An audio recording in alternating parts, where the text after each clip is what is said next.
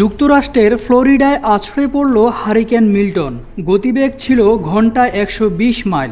এতটাই জোরে ঝড় হচ্ছে যে উদ্ধারকারী দলকেও রাস্তায় নামতে মানা করা হয়। এক কর্মকর্তা জানিয়েছেন, এই ঝড়ে বাইরে বেরোলে তারাও বিপদের মুখে পড়বেন। হারিকেন মিল্টনের তাণ্ডবের ফলে 20 লাখ মানুষ বিদ্যুৎহীন অবস্থায় আছেন।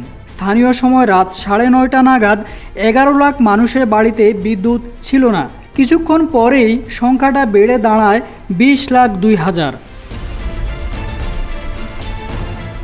হারিকেন মিল্টনের ভয়ঙ্কর ঘটনার কথা জানিয়ে স্থানীয় শেরিফ কিথ পিটারসন বলেছেন, তখন মনে হয় যে কোনো জায়গায় যে কোনো সময় বোমা পড়ছে। প্রবীণদের কাউন্টি ক্লাব ভেঙে পড়ায় একাধিক মানুষের মৃত্যু হয়েছে।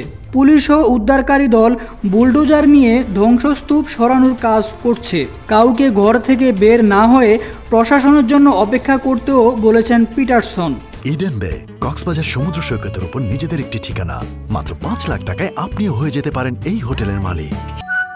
ইডেন বে, আ কনসার্ন অফ ভাইয়া হোটেলস। সেন্ট পিটার্সবার্গেও প্রায় 16 ইঞ্চি বৃষ্টি হয়েছে। সেখানেও বেশ কিছু মানুষ মারা গেছেন, তবে তার সংখ্যা কত তা প্রশাসনের তরফ থেকে জানানো হয়নি। সেন্ট পিটার্সবার্গের ট্রপিকানা ফিল্ড স্টেডিয়ামের ছাদের একাংশ উড়ে গেছে।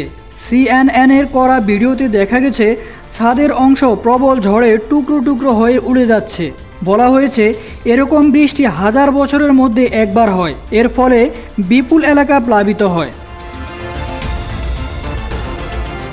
হারিকেন সেন্টার জানায়, আপাতত পুরো শক্তি নিয়ে স্থলভাগে এগিয়ে যাবে মিল্টন। পরে তার শক্তি কমবে। এটি আছড়ে পড়ার সময় সমুদ্রে 13 ফিট ঢেউ উঠে। কিছুক্ষণের মধ্যেই 12 ইঞ্চি পর্যন্ত বৃষ্টিপাত হয়। 18 ইঞ্চি পর্যন্ত বৃষ্টিপাত হতে পারে বলেও পূর্বাভাসে জানানো হয়েছে।